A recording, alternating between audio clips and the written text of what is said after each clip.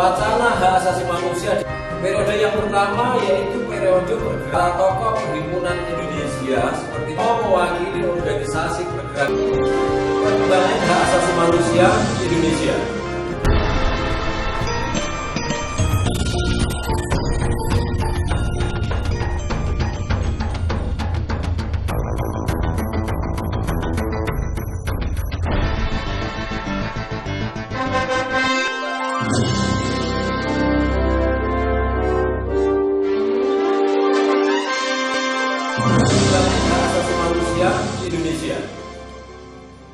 Wacana hak asasi manusia di Indonesia sebenarnya telah berlangsung jauh sebelum Indonesia merdeka, yaitu sejak munculnya kerajaan-kerajaan Nusantara pada abad keempat.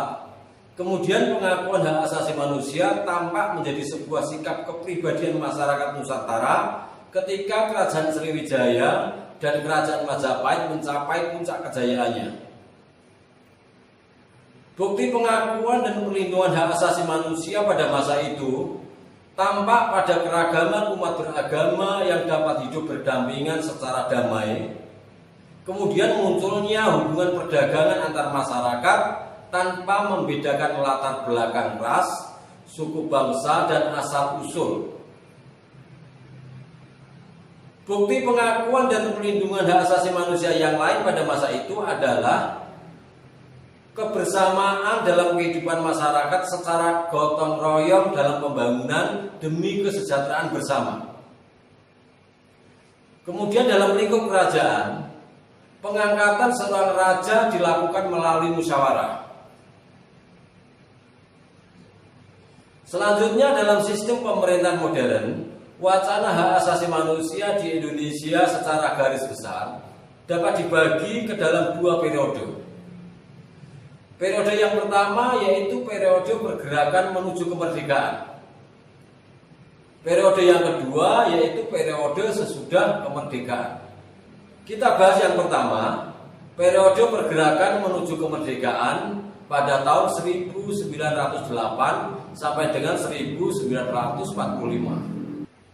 Dalam sejarah pemikiran hak asasi manusia di Indonesia, Budi Utomo mewakili organisasi pergerakan nasional mula-mula yang menyuarakan kesadaran berserikat dan mengeluarkan pendapat melalui petisi-petisi yang ditujukan kepada pemerintah kolonial maupun lewat tulisan di surat kabar. Inti dari perjuangan Budi Utomo adalah perjuangan akan kebebasan berserikat dan mengeluarkan pendapat melalui organisasi massa dan konsep perwakilan rakyat. Sejalan dengan wacana hak asasi manusia yang diperjuangkan oleh Budi Utomo, para tokoh perhimpunan Indonesia seperti Muhammad Hatta, Nasir Pamuncak, Ahmad Subarjo, A.A. Maramis lebih menekankan pada perjuangan hak asasi manusia melalui wacana hak menentukan nasib sendiri masyarakat terjajah atau the rights of self-determination. Diskursus hak asasi manusia terjadi pula di kalangan tokoh pergerakan syariat Islam seperti Cokro Aminoto, Haji Samanhudi, dan Agus Salim. Mereka menyerukan pentingnya usaha-usaha untuk memperoleh penghidupan yang layak dan bebas dari penindasan dan diskriminasi rasial yang dilakukan oleh pemerintah kolonial. Berbeda dengan pemikiran hak asasi manusia di kalangan para tokoh nasional sekuler, para tokoh syariat Islam mendasari perjuangan pergerakan pada prinsip-prinsip hak asasi manusia dalam ajaran Islam.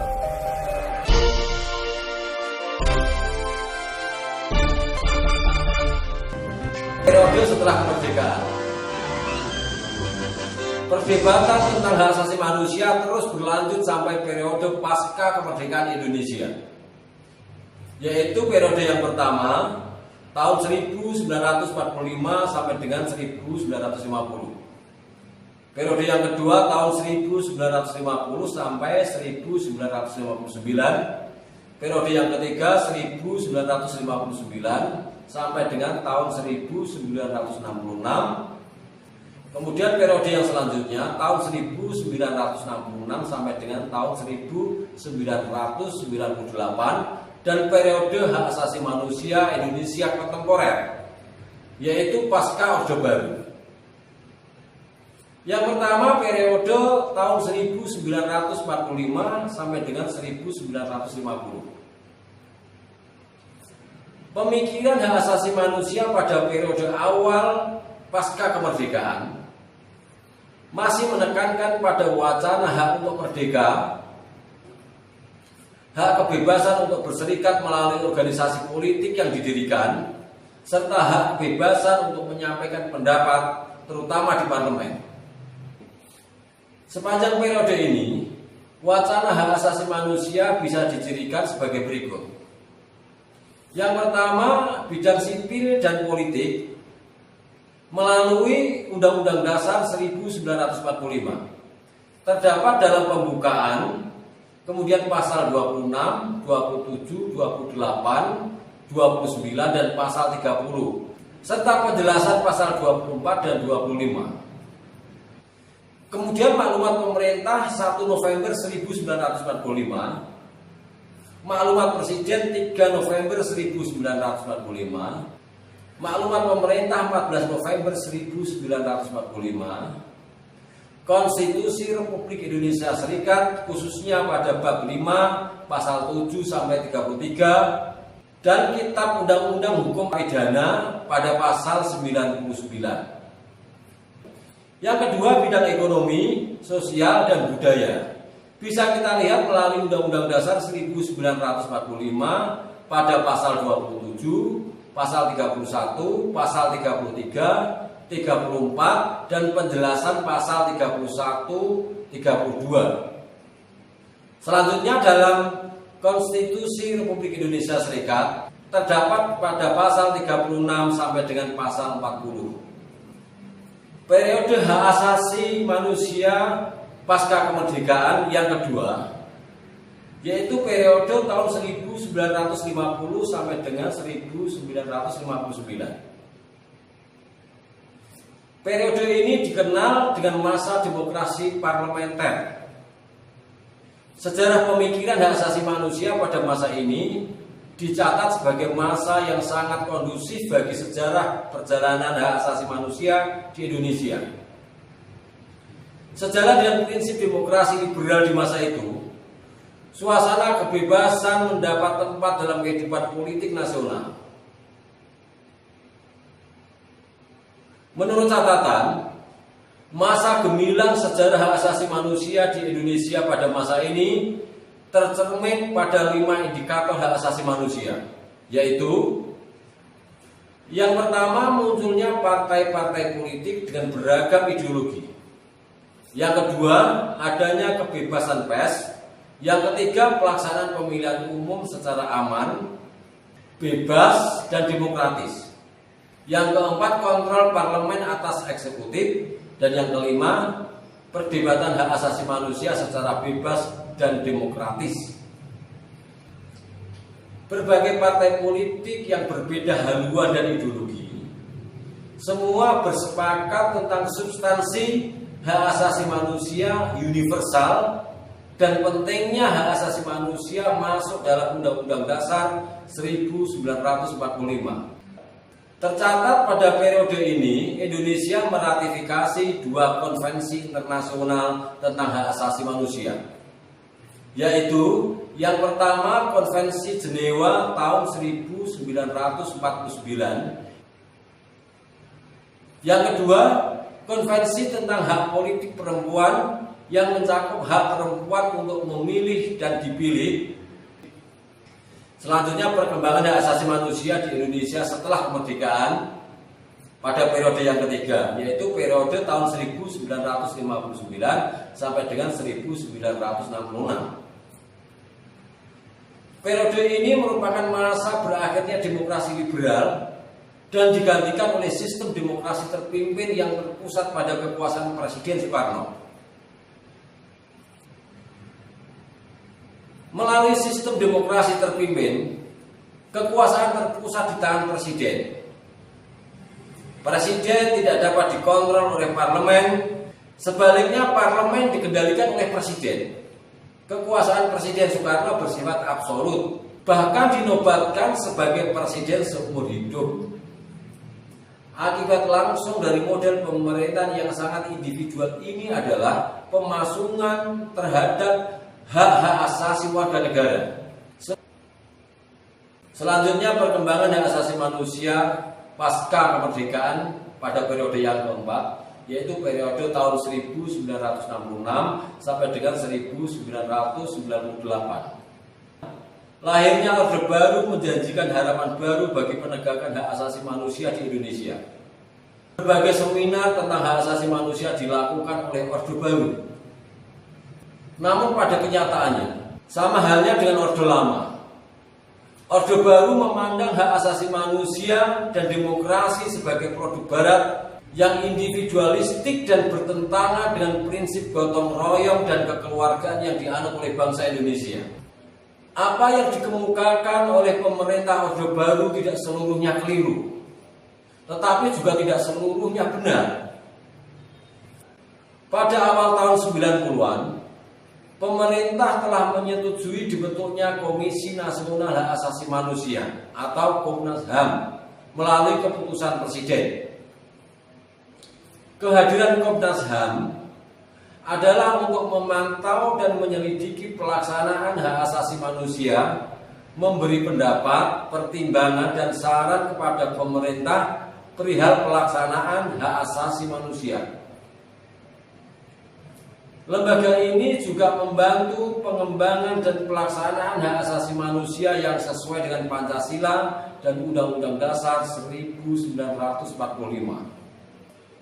Bentuk akomodatif pemerintah Orde Baru dalam upaya penegakan hak asasi manusia adalah dukungan pemerintah meratifikasi 3 konvensi hak asasi manusia, yaitu yang pertama Konvensi tentang penghapusan segala bentuk diskriminasi terhadap perempuan melalui Undang-Undang Nomor 7 Tahun 1984. Yang kedua, Konvensi Anti Apartheid dalam olahraga melalui Undang-Undang Nomor 48 Tahun 1993. Dan yang ketiga, Konvensi Hak Anak melalui Kepres Nomor 36 Tahun 1990. Perkembangan hak asasi manusia di Indonesia pasca kemerdekaan yang selanjutnya adalah periode yang kelima, yaitu periode pasca Orde Baru. Pada masa pemerintahan Habibie, perhatian pemerintah terhadap pelaksanaan hak asasi manusia mengalami perkembangan yang sangat signifikan. Lahirnya Ketetapan MPR Nomor 17 Tahun 1998 tentang hak asasi manusia merupakan salah satu indikator keseriusan pemerintahan era reformasi akan penegakan hak asasi manusia. Sejumlah konvensi hak asasi manusia juga diratifikasi. Yang pertama, Konvensi Hak Asasi Manusia tentang kebebasan berserikat dan perlindungan hak untuk berorganisasi. Yang kedua, Konvensi tentang penyiksaan dan perlakuan kejam. Yang ketiga, Konvensi penghapusan segala bentuk diskriminasi rasial. Yang keempat, Konvensi tentang penghapusan kerja paksa. Yang kelima, Konvensi tentang diskriminasi dalam pekerjaan dan jabatan. Dan yang keenam, Konvensi tentang usia minimum untuk diperbolehkan bekerja. Komitmen pemerintah terhadap penegakan hak asasi manusia juga ditunjukkan dengan pengesahan Undang-Undang tentang Hak Asasi Manusia, pembentukan Kantor Kementerian Negara Urusan Hak Asasi Manusia yang kemudian digabung dengan Departemen Hukum dan Perundang-undangan menjadi Departemen Kehakiman dan Hak Asasi Manusia, penambahan pasal-pasal khusus tentang hak asasi manusia dalam amandemen Undang-Undang Dasar 1945 dan pengesahan Undang-Undang tentang Pengadilan Hak Asasi Manusia.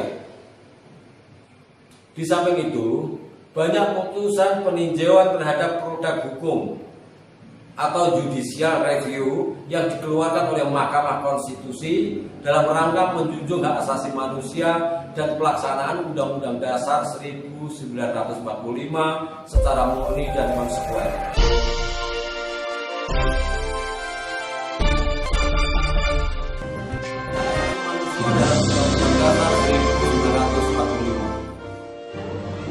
Hak asasi manusia tidak dapat dipisahkan dengan pandangan filosofis tentang manusia yang melatar belakanginya.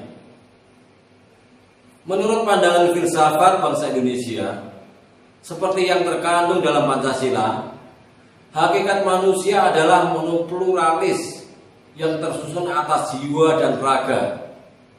Sifat kodrat manusia adalah makhluk individu dan makhluk sosial, serta kedudukan kodrat manusia adalah sebagai makhluk pribadi yang berdiri sendiri dan sebagai makhluk Tuhan yang Maha Esa. Dalam pengertian ini, maka hak asasi manusia tidak dapat dipisahkan dengan hakikat kodrat manusia tersebut. Konsekuensinya, hak asasi manusia senantiasa memiliki hubungan yang korelatif dengan wajib asasi manusia, karena sifat kodrat manusia sebagai makhluk individu dan makhluk sosial.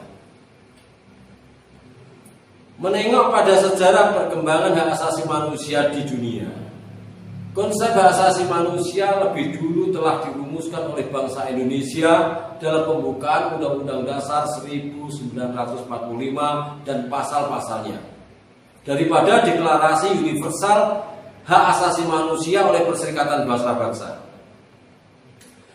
Hal itu menunjukkan bahwa bangsa Indonesia sebelum tercapainya pernyataan hak-hak asasi manusia beserta konvenannya telah mengangkat hak asasi manusia dan melindunginya dalam kehidupan negara yang tertuang dalam Undang-Undang Dasar 1945. Dalam pembukaan Undang-Undang Dasar 1945 alinea ke-1 tertulis bahwa kemerdekaan ialah hak segala bangsa. Pernyataan tersebut mengandung pengakuan secara yuridis hak asasi manusia tentang kemerdekaan sebagaimana tercantum dalam Deklarasi Hak Asasi Manusia Perserikatan Bangsa-Bangsa pasal yang pertama. Dalam filosofi bangsa Indonesia, hak asasi manusia bukan kebebasan individualis, tetapi menempatkan hak asasi manusia dalam hubungannya dengan bangsa atau makhluk sosial. Sehingga hak asasi manusia tidak dapat dipisahkan dengan kewajiban asasi manusia. Kalimat berikutnya adalah pada alinea ketiga pembukaan Undang-Undang Dasar 1945 yang tertulis, atas berkat rahmat Allah yang Maha Kuasa dan dengan didorong oleh keinginan luhur supaya berkehidupan kebangsaan yang bebas, maka rakyat Indonesia menyatakan dengan ini kemerdekaannya.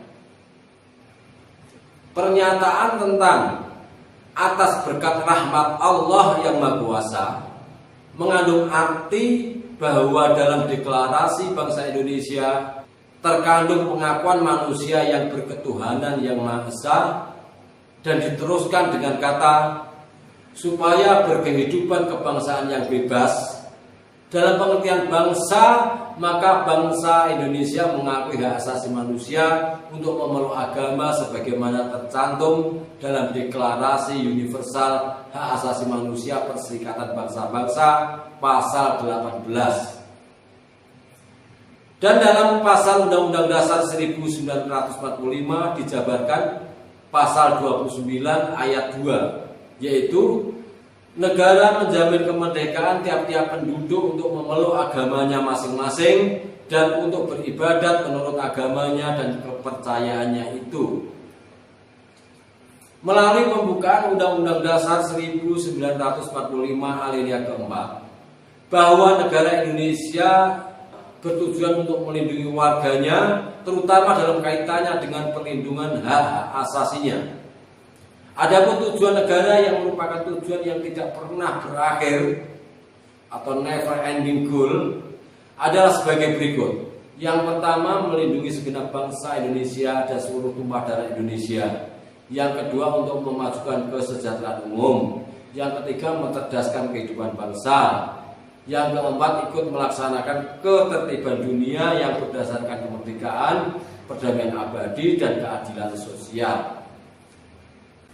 Tujuan negara Indonesia sebagai negara hukum yang bersifat formal maupun material tersebut mengandung konsekuensi bahwa negara berkewajiban untuk melindungi seluruh warganya, terutama dalam kaitannya dengan kesejahteraan hidup baik jasmaniah maupun rohaniah, antara lain berkaitan dengan hak asasi di bidang politik, ekonomi, sosial, budaya, pendidikan, dan agama, seperti yang tertulis dalam pasal Undang-Undang Dasar 1945 pada bab 10A tentang hak asasi manusia, pasal 28A, kemudian pasal 28B, 28C, pasal 28D, kemudian pasal 28E, pasal 28F, kemudian pasal 28G. Selanjutnya pasal 28H, pasal 28I, kemudian 28C. Dalam perjalanan sejarah kenegaraan Indonesia, pelaksanaan perlindungan terhadap hak asasi manusia di Indonesia mengalami kemajuan. Hal ini bisa kita lihat antara lain sejak kekuasaan rezim Soeharto di Indonesia telah dibentuk Komnas HAM, walaupun pada kenyataannya pelaksanaannya tidak bisa optimal. Dalam proses reformasi dewasa ini, terutama akan perlindungan hak asasi manusia semakin kuat, bahkan merupakan tema sentral. Oleh karena itu, jaminan hak asasi manusia sebagaimana terkandung dalam Undang-Undang Dasar 1945 menjadi semakin efektif, terutama dengan diwujudkannya Undang-Undang Nomor 39 tahun 1999 tentang hak asasi manusia.